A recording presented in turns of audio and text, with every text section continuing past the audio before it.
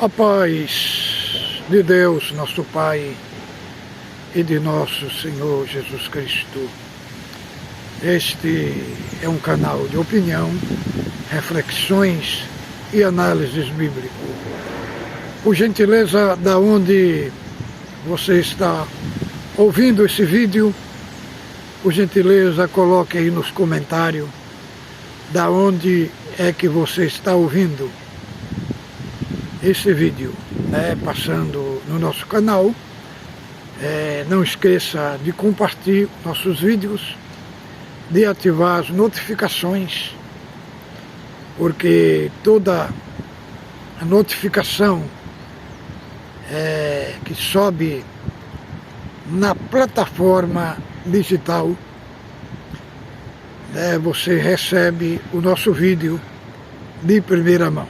Nosso compromisso é um compromisso genuíno com as Sagradas Escrituras. Fazemos aqui análises profundo, coeso, com os textos bíblicos.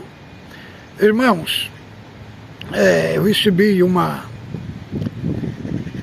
um comunicado do YouTube elogiando o meu trabalho aqui na plataforma digital por todo esse ano de 2023, o que temos compartilhado na plataforma digital, na plataforma, nos vídeos que têm sido compartilhados por internet, mais de 2.500 vídeos,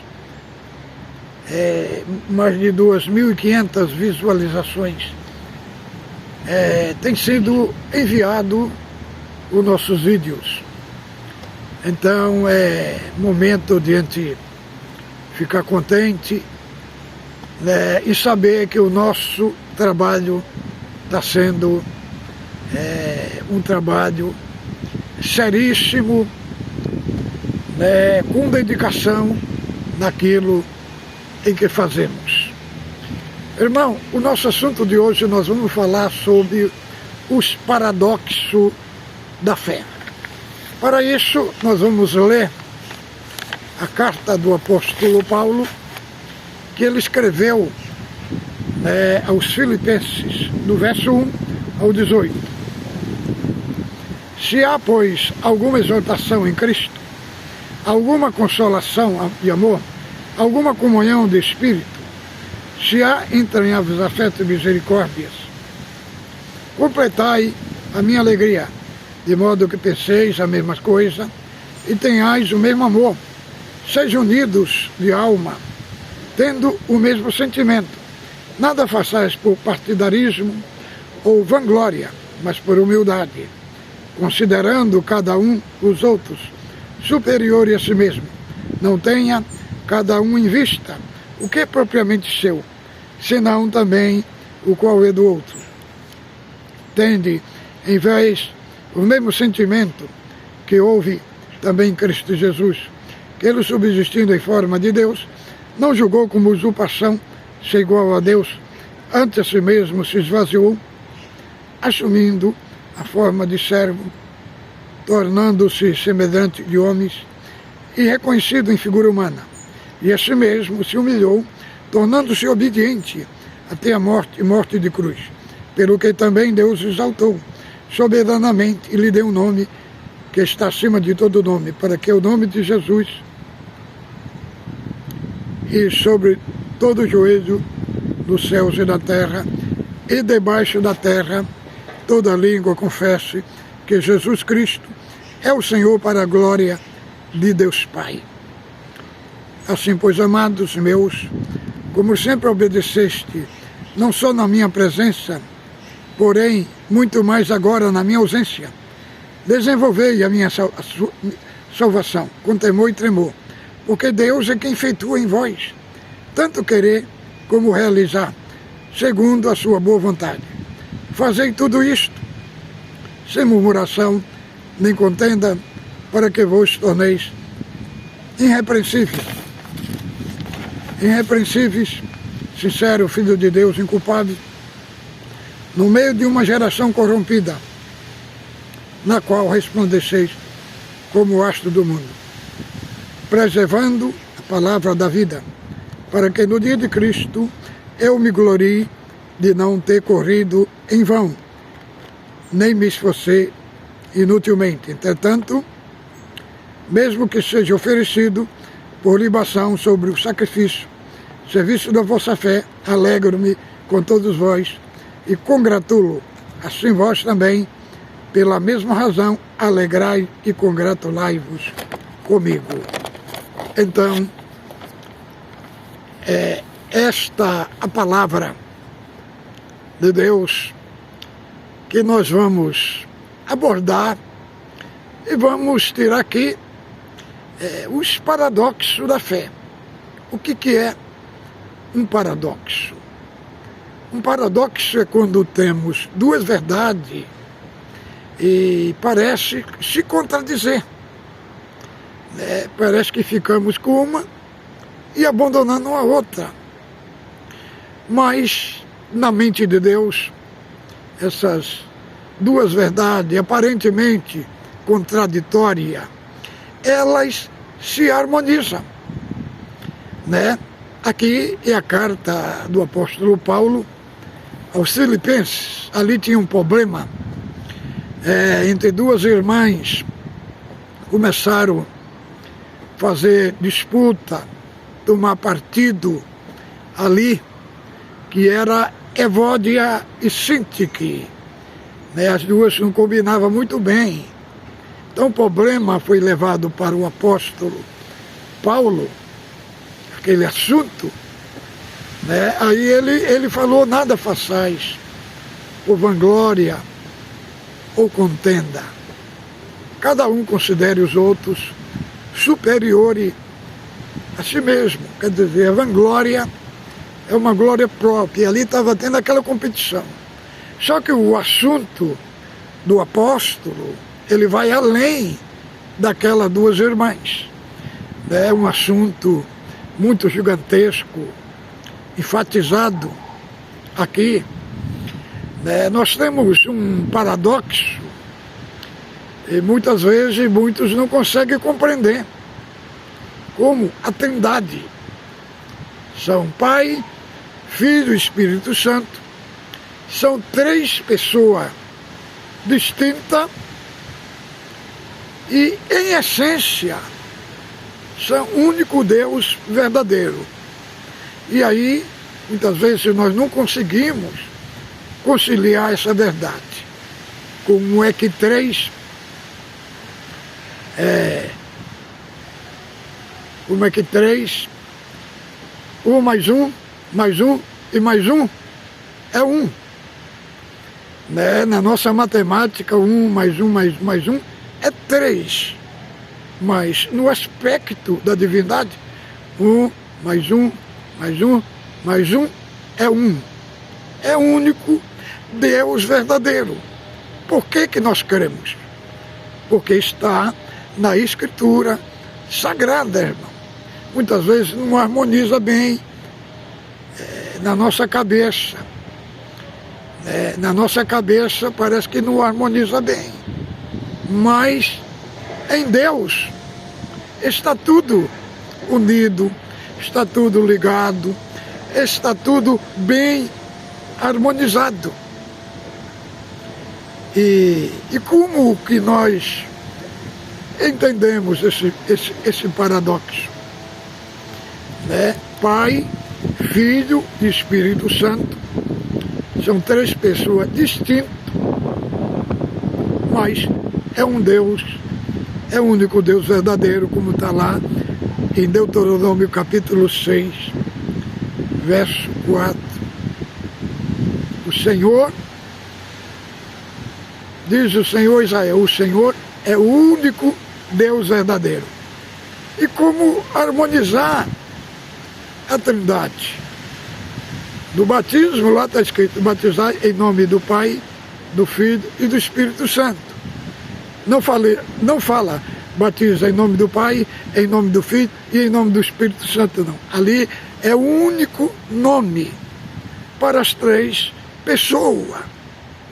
Isto é um paradoxo que muitas vezes não se encaixa na nossa cabeça.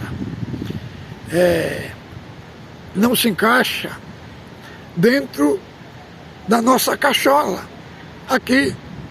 E parece contradizer. Como é que são três pessoas distintas e ao mesmo tempo é um só Deus composto por três pessoas da Trindade.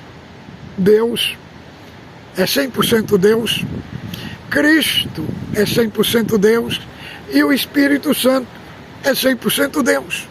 Outro paradoxo é o paradoxo de Cristo, né? Cristo é o que foi definido lá nos três concílios, tanto do concílio de Niceia, como no de Éfeso, como no de Calcedônia, né? No de Éfeso,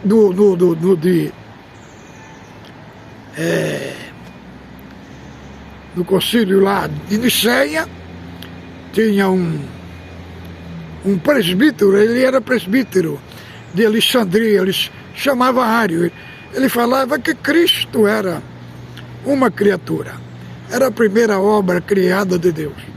E aí teve um debate muito grande, ali do anos 318, com o bispo Alexandre, de Alexandria, e aí foi levado lá, no concílio de Niceia, em 325, onde mais de 280 bispos ali foram para aquele concílio, e Ário foi imputado como herege. E aí depois temos o concílio de Éfeso, onde os nestorianos diziam que Cristo era duas pessoas. O Nestório dizia que Cristo uma hora manifestava como Deus e outra hora manifestava como homem. Isso daí foi uma heresia lá do V século, na igreja, no tempo ali da patrística, né? E ele foi classificado como herege, né? Ali do concílio de Éfeso 431.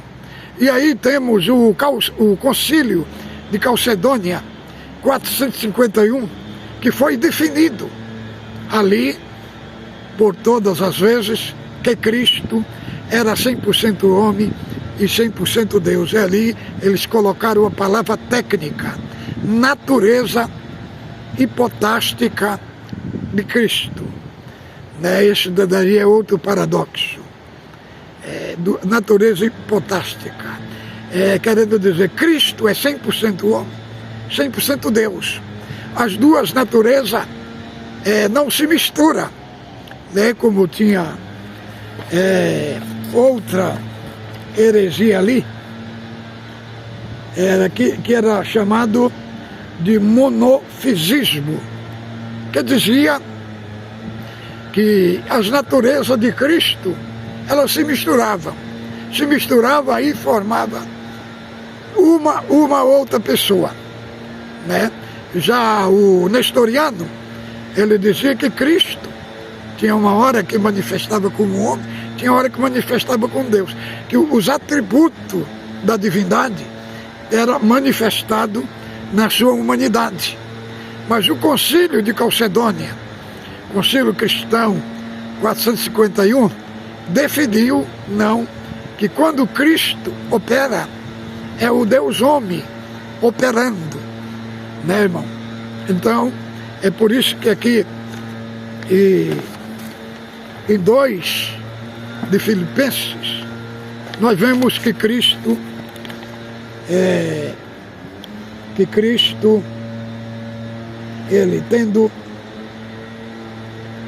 ele subsistindo em forma de Deus, não julgou como usurpação ser semelhante ao homem.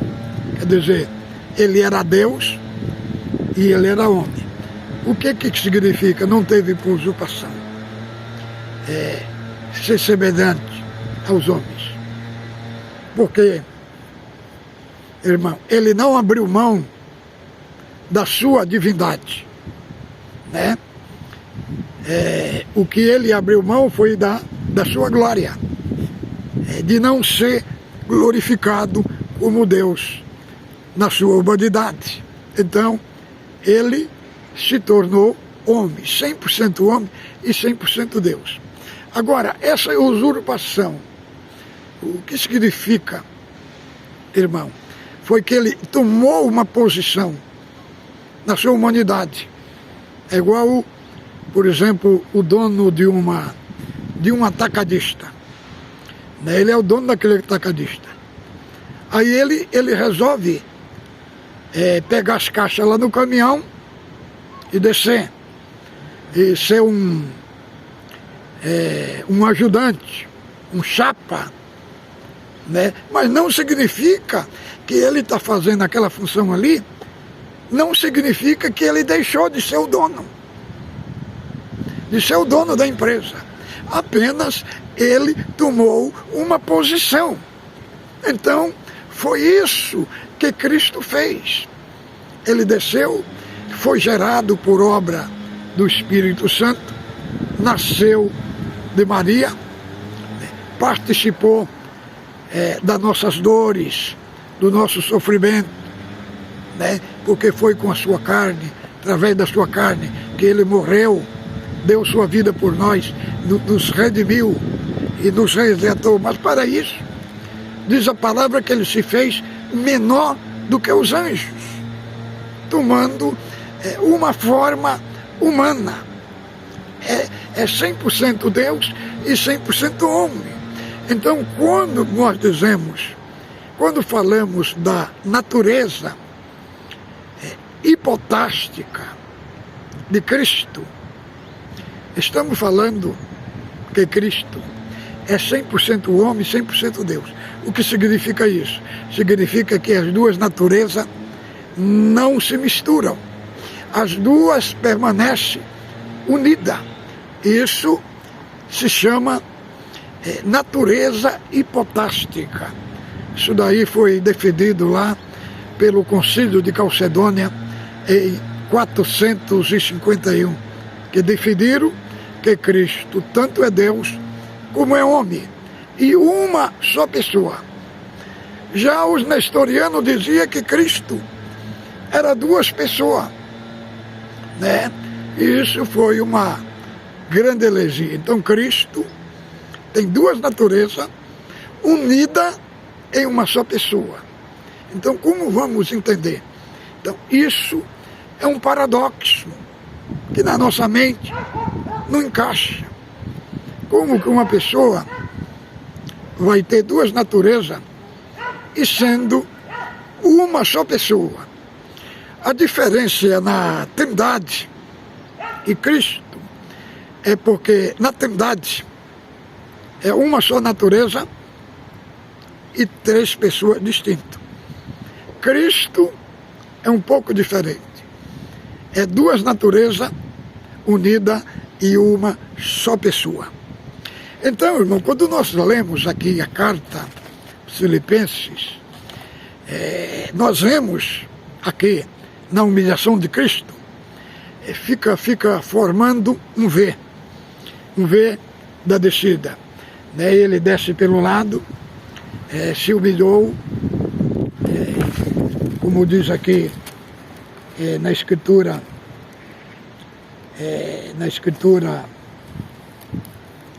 Sagrada 2, do verso: tendo em vós o mesmo sentimento que houve em Cristo Jesus, pois ainda subsistindo em forma, não julgou por usurpação, ser igual a Deus, antes mesmo se esvaziou, subindo na forma de servo, tornando-se semelhante aos homens, reconhecido na figura humana, e assim mesmo se humilhou, tornando-se obediente à morte, e até a morte de cruz. Então ele vai descendo ele vai descendo pelo um lado, vai formando a perna no V. E depois vai subindo para um lado. Deus exaltou soberanamente. E lhe deu um nome, que sobre todo nome, ao nome de Jesus se dobre todo o joelho dos céus e na terra. Aí forma o V da vitória. Outro paradoxo que nós encontramos aqui, como nós vamos conciliar exaltação com humilhação. Na nossa cabeça racional, dentro da nossa racionalidade, não cabe essa expressão. Como que a pessoa é exaltado se na humilhação? Se ele está sendo humilhado. Como é que nós vamos entender exaltação e humilhação ao mesmo tempo? Na nossa cabeça não encaixa. Mas em Deus está tudo certo. Irmão, humildade, Cristo, muitos têm na congregação. Pessoa humilde é pessoa que não questiona, pessoa que fica quietinho, pessoa que não abre a boca, sabe? Este é o formato que foi formado na mente da Irmandade e que está dentro da cabeça dos anciães. O humilde é aquele que é bobo, que não fala nada, que não confronta, que não questiona. Só que isso daí contrapõe a Escritura Sagrada. Cristo era humilde, mas não era bobo. O que ele fez no templo? Ele virou até a mesa dos cambistas lá, derrubou o dinheiro deles, fez umas oragens, uma corda ali, trançada de cordéis, e expulsou, né, os vendedores do templo, né, através de uma corda. E ele mesmo falou: aprendei de mim, que sou manso e humilde de coração. Então, humildade não significa ser otário. Inclusive eu falei do irmão aí que ele era otário, ele até falou que eu estava usando palavra de baixo calão, né? Porque não conheço nem a língua portuguesa, porque o otário é pessoa sem malícia, é pessoa bobo, né? Pessoa bobo, atrasado, entendeu? Então, humildade, irmão, a humildade ela está unida com a sinceridade. Ser sincero não é ser arrogante, não é ser soberbo. Sinceridade, ela está conectado com uma ação verdadeira. Então, a humildade na Bíblia, ela tem outro formato, diferente do que é ensinado dentro da congregação. Ensinado dentro da congregação, não, aquele irmão é humilde, nunca falou nada contra o ministério, nunca se levantou contra o ministério. Então, humildade, eles passam essa ideia dentro da congregação, que é uma pessoa boba, otária, desinformada, que aceita tudo que vem. E não é isso a característica do humilde. E agora, como entender esta parte? Exaltação versus humilhação. Como entender? Então cria um paradoxo na nossa cabeça. Mas em Deus, todas essas coisas se harmoniza muito bem. É igual nós vemos aí nas mídias, na televisão, os teólogos combatendo. Tem um teólogo aí que ele se chama o doutor Augusto Vailate, né? Combatendo aí, não veja só, com o Marco Greconato. Veja o absurdo que ele chegou para harmonizar com a doutrina que ele defende. Chegou até a falar que os escritores bíblicos erraram, né? Aí o Greco-Anato partiu para cima e falou, não, irmão, eles não erraram. Agora, se o irmão não entendeu a revelação que eles passaram para nós, aí outra coisa, hein? Quer dizer, o paradoxo, eles eliminam uma verdade para ficar com a outra verdade. Então os paradoxos, eles existem, irmãos. O que nós temos que fazer é conviver com eles, aceitar o que está na Bíblia. Está na Bíblia, não encaixa na minha cabeça, mas eu creio porque está escrito.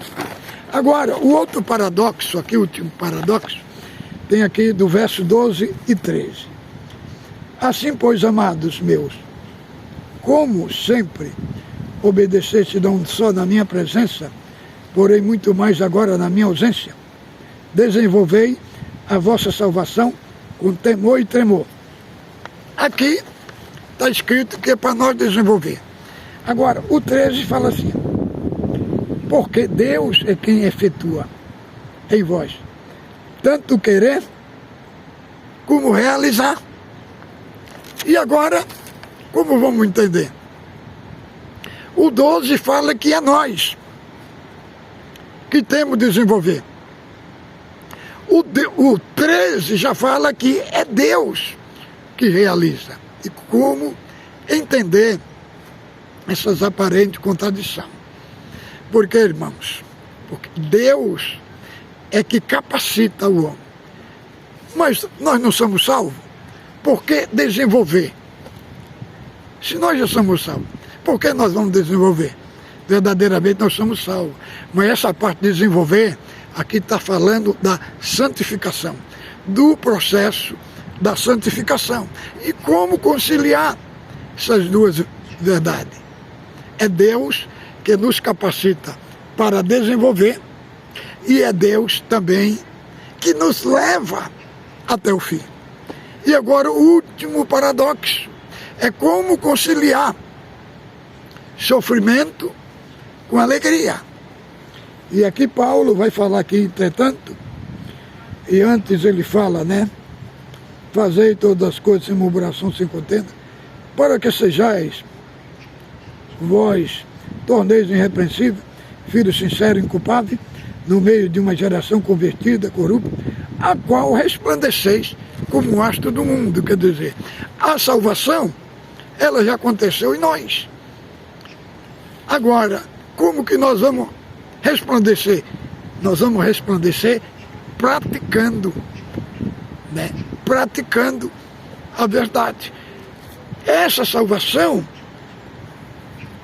que está em nós, nós temos que, ela já está em nós somos salvos. Só que nós temos que trazer ela para o lado da prática. E aqui fala do 17 e 18, portanto, mesmo que seja oferecido por libação, serviço da vossa fé, alegro-me com todos vós e me congratulo. Quer dizer, ele ia para ser morto, ser decapitado, mas ao mesmo tempo ele estava alegre. Agora, como harmonizar, né? Como harmonizar sofrimento com alegria na nossa cabeça?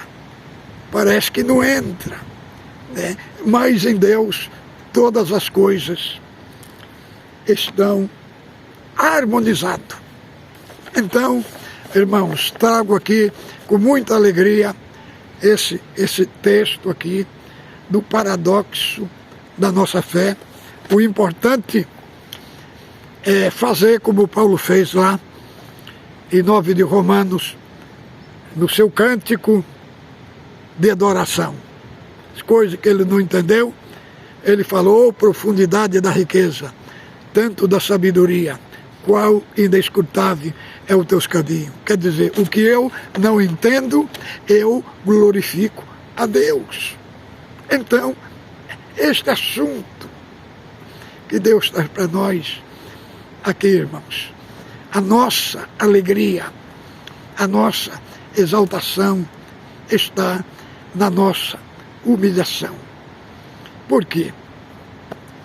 Irmãos, todo esse texto de Filipenses, do capítulo 2, do verso 1 até o 18, enfatiza o sofrimento, enfatiza a dor, tudo aquilo que passamos, mas para quê? Para que tenha uma exaltação, nós temos que ser humilde. É por isso que as bem-aventuranças, o Senhor começou ali, bem-aventurado os humildes, quer dizer, os pobres de espírito. Bem-aventurados os humildes, porque ele é o reino do céu. Então, dessa base de humildade, emana dessa base todas as outras virtudes. Entendeu? Todas as outras virtudes emana daí. Você pode estar numa grande guerra, pode estar numa grande luta, mas diz a palavra de Deus que Deus resiste ao soberbo e dá graça para os humildes. Por isso, quanta coisa que passamos, e aí quando olhamos, vemos que não foi nós que passou, foi Deus que nos passou por cima de todos os obstáculos. Então, Deus traz aqui para nós este ensino magnífico, riquíssimo da epístola aos Filipenses, para enfatizar a nossa vida, a nossa fé. Os humildes, eles serão exaltados. É como nós lemos lá sobre o rei Uzias. Uzias foi um rei que Deus abençoou ele muito. Mas a queda de Uzias estava na soberba, porque como Deus prosperou ele, abençoou ele muito, aí ele se achou no direito de entrar no santuário, de oferecer holocausto, que não era permitido para ele, só para os sacerdotes. Aí ele entrou no sacerdote, 80 sacerdotes resistiram ele e puseram ele para fora, e ele foi ferido de lepra. Por quê? Por causa da soberba, da prepotência e do orgulho. Então, a humildade, Deus resiste os soberbos, mas dá graça para os humildes. Fique com Deus, ósculo santo no vosso coração.